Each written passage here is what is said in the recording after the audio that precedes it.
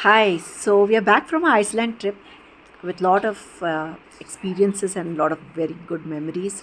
अगर आप nature lover है और आपको नेचुरल लैंडस्केप्स बहुत अच्छा लगता है then definitely this is a must go place. हमें तो बहुत अच्छा लगा but of course this trip came with lot of hurdles as well and lot of learnings we had from this trip which I would like to share with you. First and foremost learning जो ये है कि एक buffer day जो है होना बहुत ज़रूरी है. जैसे आप रेक्यूविक पहुंचते ही गोल्डन सर्कल बहुत लोग प्लान करते हैं on the same day.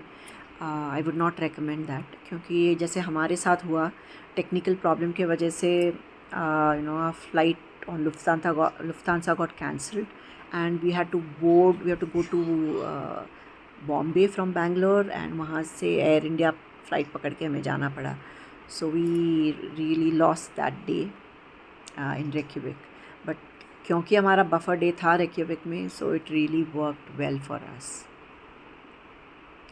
Secondly car rental के बारे में थोड़ा बात करेंगे. वॉट वी फील इज़ आप जब आप ले रहे हो तब आप प्लीज़ एक्सेसरीज़ चेक कर लीजिए जो आपने ऑलरेडी बुक जब कर रहे हो तब ले लिया हो. फॉर एग्ज़ाम्पल हमने वाईफाई डिवाइस हमारे कार में नहीं था जो हमने मार्क किया था already that we wanted. So we had to then ask for a refund which was I think $100 which is not a very small amount. Then tools जो है वो भी चेक करना बहुत ज़रूरी है. फॉर एग्ज़ाम्पल हमारा जब फ्लैट टायर हुआ तब we could not find the spanner क्योंकि that tool was missing in our car. So it's very important to check the tools as well. लगेगा 5 minute but it's worthwhile. फिर fuel efficiency के बारे में बात करते हैं. हमने फोर्ड क्यूगा लिया था लेकिन हमें लगता है अगर आप टोयोटा की गाड़ी लेंगे जहाँ पे हायर फ्यूल एफिशिएंसी है तो इट रियली हेल्प्स क्योंकि लिए पेट्रोल में आप you save on the cost of petrol. So that's about it where car rental is concern. या अनदर थिंग इंश्योरेंस हमारा जो था हम फुल्ली कवर्ड थे तो इसके लिए जब हमारा फ्लैट टायर था तो हम थ्रिफ्टी जहाँ से हमने कार रेंटल लिया था we just call them up and then they sent a mechanic who repaired our punctured tyre and we didn't have to pay him anything. तो मुझे लगता है आपको इनिशियली लगता होगा कि क्यों हम पूरा इंश्योरेंस ले एंड कुछ होगा नहीं मोस्ट लाइकली कुछ नहीं होगा बाय गॉड्स ग्रेस. लेकिन अगर कुछ हो जाता है देन तब यह जो आपकी फुल कवरेज काम आती है. Now we move on to food. We are vegetarians so मुझे बहुत एप्रीहेंशन था कि पता नहीं वहाँ आइसलैंड में सब चीज़ें मिलती है कि नहीं. I don't know how we will survive and so on and so forth. लेकिन यू वोंट बिलीव वहाँ पे 2 स्टोर्स हैं. बोनस एक स्टोर है और दूसरा क्रोना. तो ये 2 स्टोर्स में सारी चीज़ें मिल जाती है most of the things and it's quite reasonable. चीज़ें जैसे सीरियल तरह तरह की आपको सीरियल आसानी से मिल जाएंगी. फिर दूध मिल जाएगा, दही भी मिलता है वहाँ पे. तो ये सारी चीज़ें तो they are taken care of. अगर आप यहाँ से नूडल्स लेके जाते हो तो ऑब्वियसली नूडल्स बना सकते हो. देन पिज़्ज़ा जो है फ्रोज़न पिज़्ज़ा मिलता है that you can definitely have. मैं most of the days in the afternoon I used to have the vegan sandwich. Really nice sandwiches. तो और you can get like Subway sandwich वो भी आपको फ्रोज़न वीगन वो मिल जाता है. So that should not be a problem. जो होटल में है अगर आपका ब्रेकफास्ट इंक्लूडेड है then the spread is quite good. तो you can have a heavy breakfast like a brunch.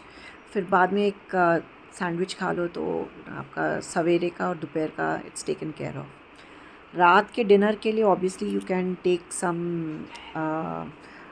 Ready to eat. You can take noodles. ये सारी चीज़ें बहुत काम आती है. आप ब्रेड ले सकते हो सब्ज़ी के साथ खाने के लिए या आपको टोटिया वहाँ पे मिलता है वो भी आप हीट करके आप खा सकते हो अगर आप एयरबीएनबी में हैं ऑफ कोर्स. वरना अगर होटल में है तो